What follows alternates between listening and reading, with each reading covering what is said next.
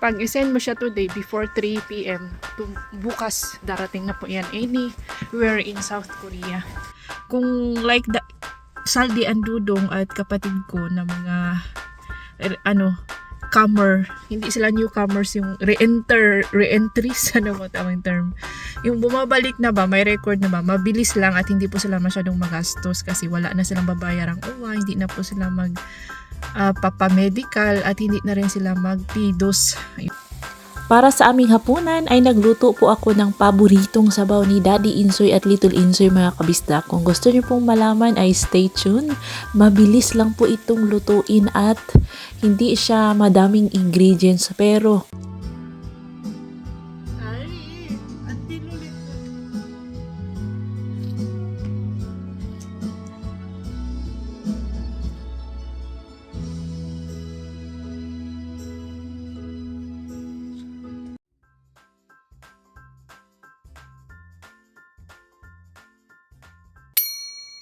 Hello mga kabistak! Welcome back to our channel!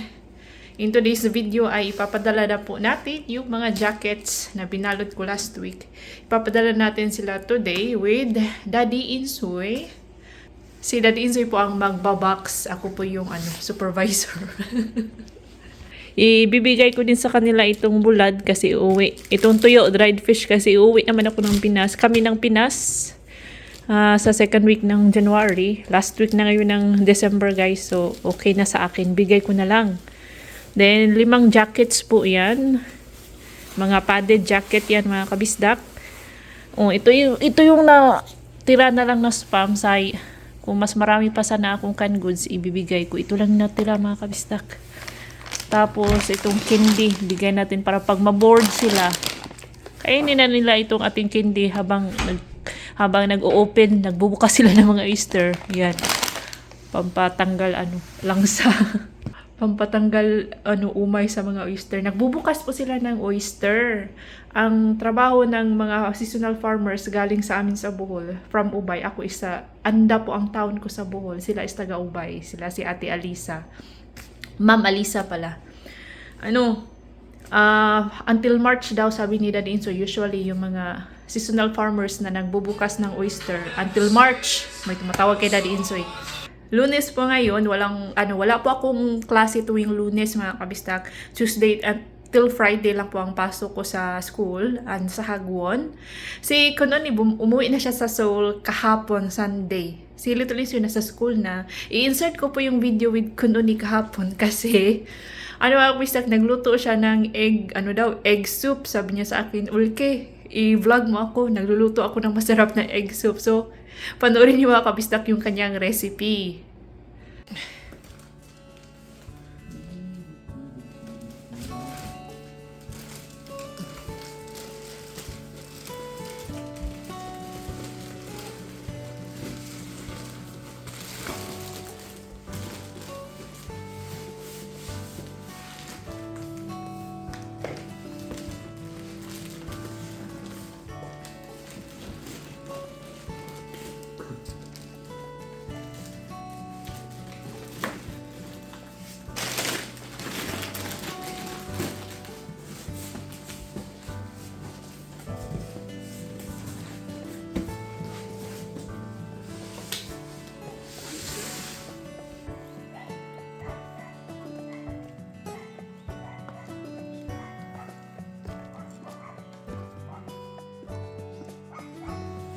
Payong isong nga.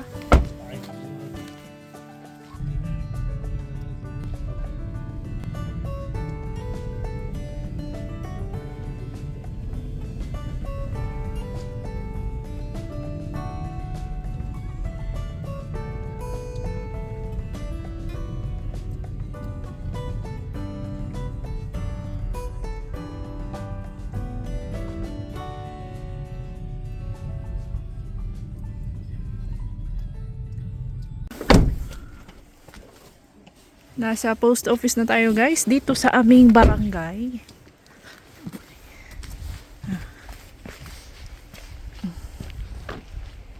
Pag isend mo siya today before 3 p.m.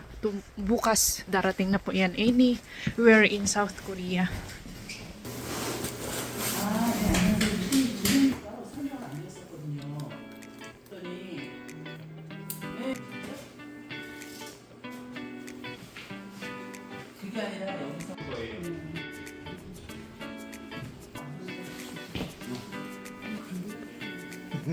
직접 오셔서 하시는데요?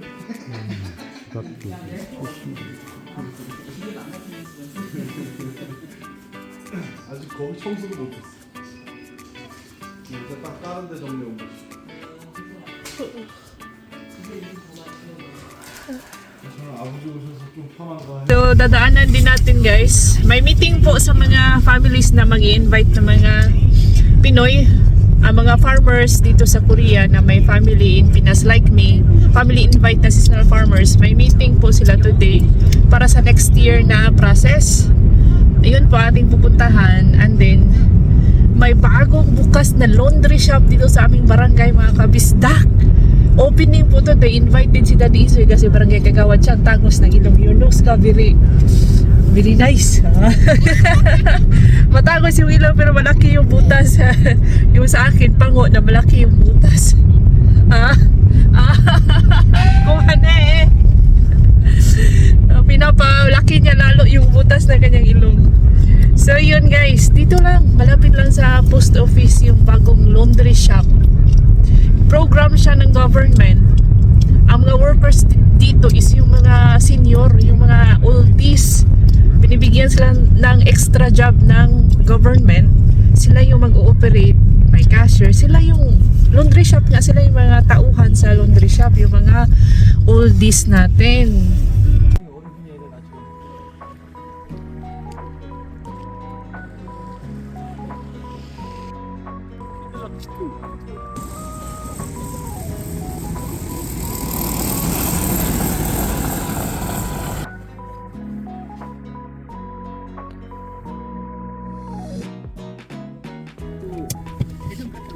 아주 유순했어요.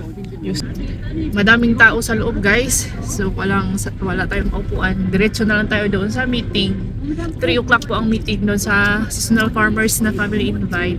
Pangit daw sabi ni Daddy Insoy kasi yung washing doon is for ano lang daw, para sa mga blankets, para sa kumot, hindi daw tumatanggap na mga damit, pants. Kumot lang siya. Happy New Year mga kabisda! Kumusta po kayong lahat? Belated happy birthday last January 1st, January 1 kahapon to Ma'am Janet Montilla in Caloocan City. Belated happy 51st birthday to Sir Jovet Domingo last December 29. Happy New Year Montilla family in Caloocan City! Hello kay Ma'am Melinda Malco in Nueva Ecija, kay Ma'am Chona Santos and family Happy New Year! Ma'am Alicia Fonature in London, Happy New Year! Happy New Year to Ma'am Mirna Bautista and family in Cabalan, Olongapo City. Hello kay Ma'am Tikang Didi in Calbayog City, Samar. Shout out Okay Ganda in Ubay, Bohol. Happy New Year ni Jung tanan diha.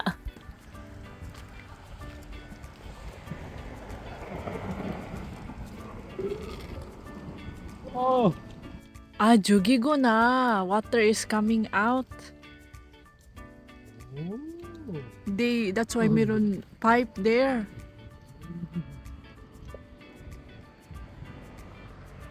May tubig na lumalabas guys, kaya pala may mga tubo ako nakikita dyan. Laging nakalabas yung tubig sa lamig ng panahon, nagiging siya, nag-ice siya. Wow, balik tayo dito next week.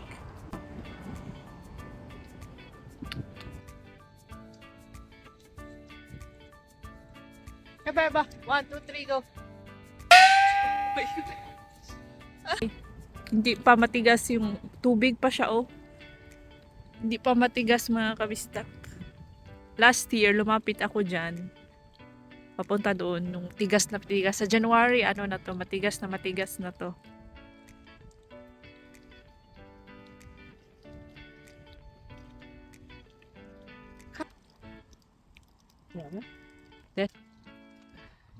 Hindi pa siya masyadong matigas. Okay. Buong pala, hindi lang seasonal invites na farmers yung mga boss ng mga family invites na farmers ang nandito. Lahat. Pati yung mga farmers, Korean farmers na nag-hire ng seasonal farmers. nag-gets nyo ba? Yung hindi family ba? Yung hindi related. Lahat pala nang mag-invite ng seasonal farmers may meeting today kaya puno yung ating parking. Igo na. Contract. They will give the contract.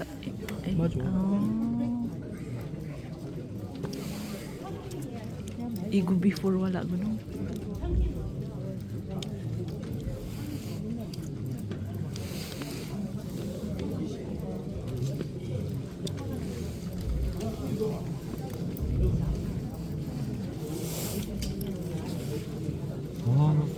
Complicated yun, complicated.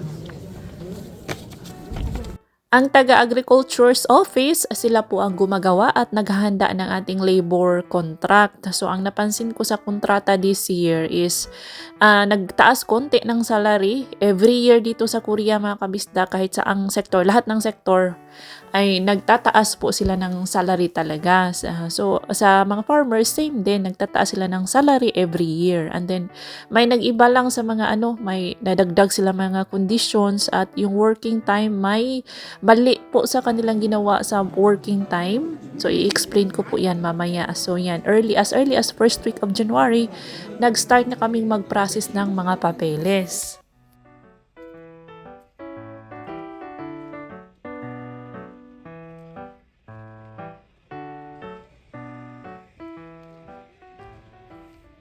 Kanina sa loob,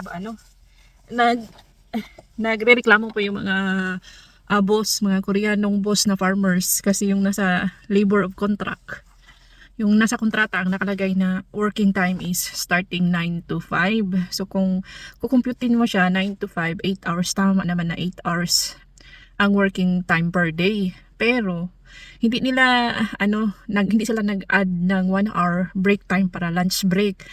So, ang isipin ng worker is hanggang 9 lang sila until 5. So, tama yun siya, 8 hours. Pero kailangan kasi ng 1 hour for break time, lunch break. So, 7 hours na lang ang working time nila kung kukunin yung kasi 1 hour talaga, recommend 1 hour po talaga ang lunch break. So, lugi po ang mga boss kasi 7 hours lang yung tatrabahuin ng mga farmers. So, mali yung contract na ginawa ng agriculture's office. Ang taga-agriculture's office kasi ang gumagawa ng labor contract mga kabisdak. So, yun. Nagrereklamo sila, pati si Daddy Insoy. As early as January 1st week, mag-start na po ng processing sa documents para sa mga farmers, including us, mga seasonal farmers family invite.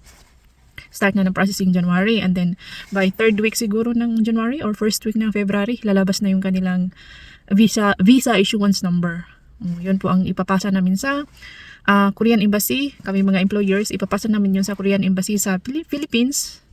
And then doon na mag-start na yung process doon sa Pilipinas. Then yung taga-Korean Embassy magbibigay ng visa sa mga farmers. Yun guys, ang lang nila is kung like Saldi Andudong at kapatid ko na mga comer, hindi sila newcomers, yung re-entries, mo tamang term. Yung bumabalik na ba, may record na ba, mabilis lang at hindi po sila masyadong magastos kasi wala na silang babayarang hindi na po sila papamedical at hindi na rin sila mag-PDOS. Yun kasi magasto yung PDOS sa DMW mga kabisdak. Yun, pero kapag newcomer, dadaan pa sa medical magastos din. Mag-PDOS pa sa DMW, yung DMW, mahal din yung papaschedule nila kasi nga from Bohol malayo sa amin. Bayad pa ng OWA. Tapos marami pa, magpapa-notaryo pa, something. Marami sa DMW guys na requirements. Mabuti na lang at re-entry po, Lungkoy, Saldi Dudong. Mabilis na, wala ng medical, wala ng PDOS, wala ng OWA, wala ng DMW. Yun po ang chika ni Ajuma. Dito sa aming bayan, starting last year, nag-Cambodia na sila. Meron pa ding taga-Pilipinas, taga-Paete na yata. Last 2 years ago, Pangilan Paite, pero nawala na, tanggal yung Paite kasi may broker sila. Bawal kasi sa DMW ang broker, kaya tinanggal. So, ang ginawa ng taga-amin dito sa aming bayan is nag-hire sila ng taga-Cambodia. Yun po, Cambodia and Philippines na mas marami ang Cambodia guys.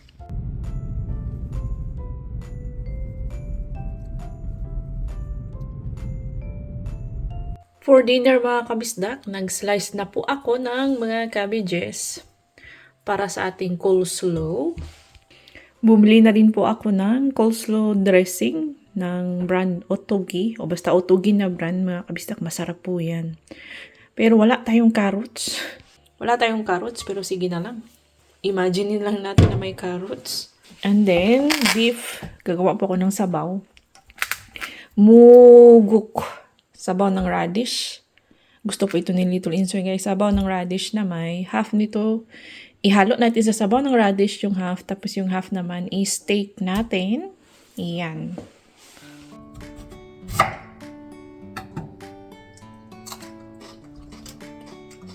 Sa dulo lang po ang aking inuna mga kabisdak. Next time na din natin ito lulutuin kasi masyadong malaki.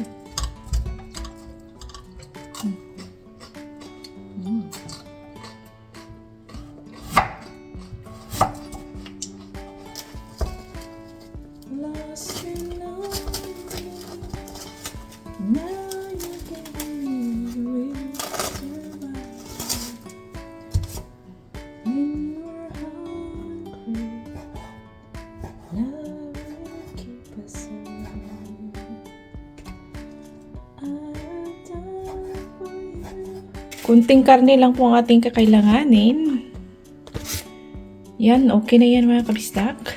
Dito natin siya iluluto kasi mas masarap po talaga dyan guys. And then dito tayo steak, prito ng ating steak. Sa hindi ko maipaliwanag na dahilan, mas masarap po dyan. Meron naman akong ibang pot. Ito, isa. Itong green na nakikita nyo. Ito pa, pwede din dito guys, or pwede din dito magsabaw. Mabilis lang itong gawin talaga. Perilla oil, napaka-importante perilla oil. Kung wala kayong perilla oil, pwede din namang sesame oil. Kailangan natin ng asin. Yan. Iprito mo lang po yung beef. Tapos kapag maluto na yung beef, iprito mo sa perilla oil. Pag maluto na yung beef, lagyan mo ng mainit na tubig, timplahan, asin, paminta, huwag kalimutan ng paminta, seasoning powder, panguli na yung radish. Yun na, kapag maluto na yung radish, kakainin na natin guys. Perilla oil. Masarap talaga itong perilla oil. Masarap na healthy pa. Hindi natin titipirin ng perilla oil kasi marami po tayong stock. Hindi namin tinitinda lahat yung mga perilla na nagtitinda kami ng perilla seeds, nagtitinda kami ng perilla oil and perilla powder. Nagtatabi talaga kami para sa sarili naming pangkonsumo.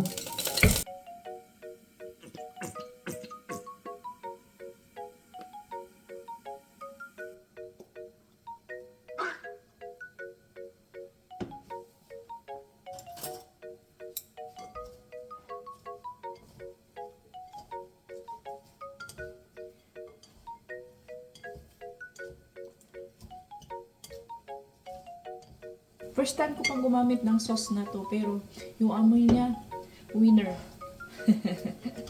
Winner, guys. Kunting asin lang. Black pepper powder, paminta.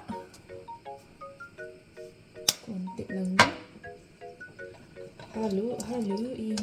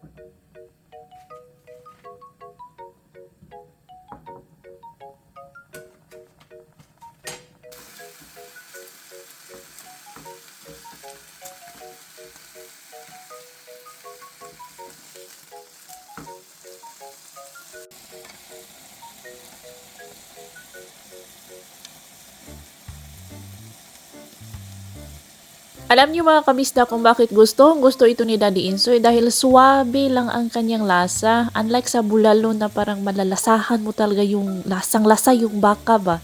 Ito is mild lang siya guys. Good for hangover to.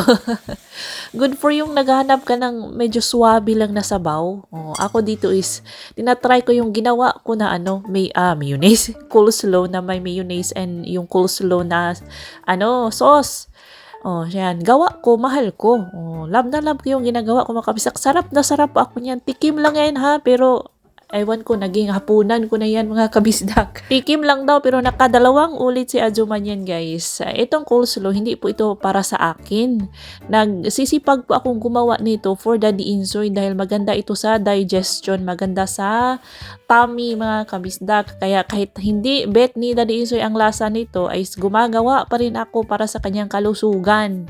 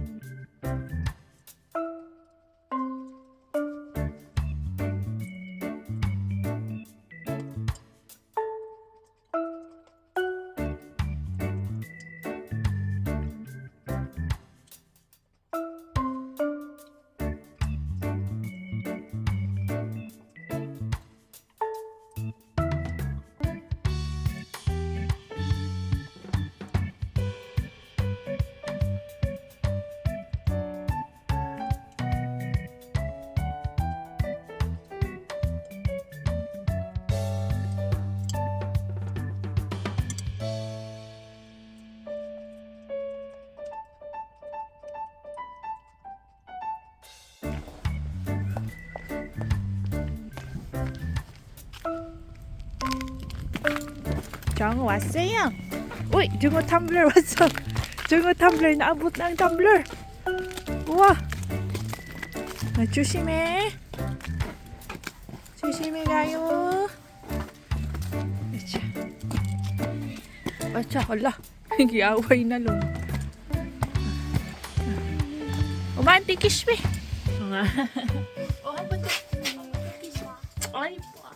좋아 좋아. 좋지?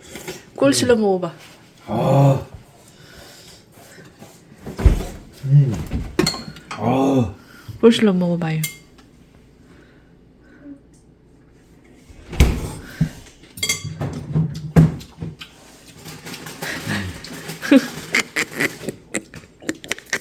왜? Why no reaction niya? Cabbage money 먹어야지. 어? 옳지. 왔다. Long live Daddy Insoy. 맞으세요.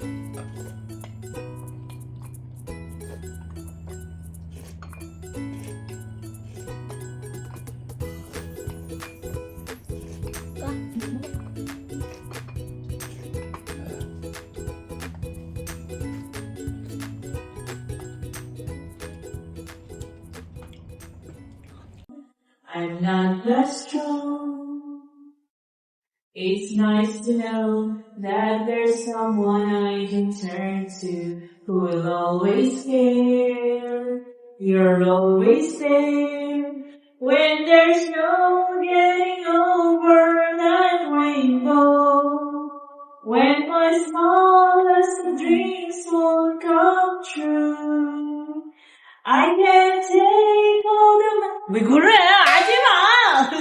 But I won't last a day without you. You are the one who makes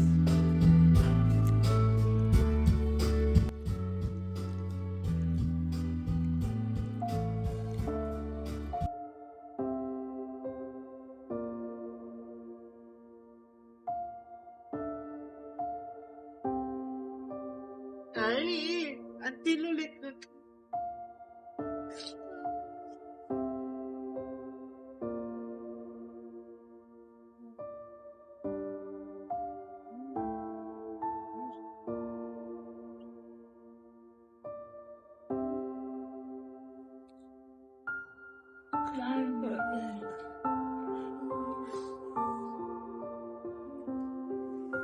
해봐.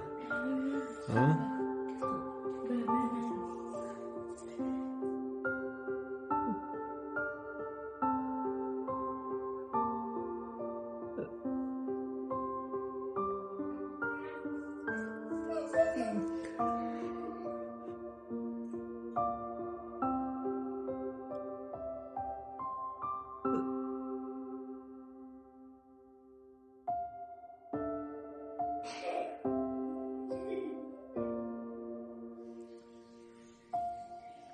She's listening. 해봐. I remember her when I 어. hear that song.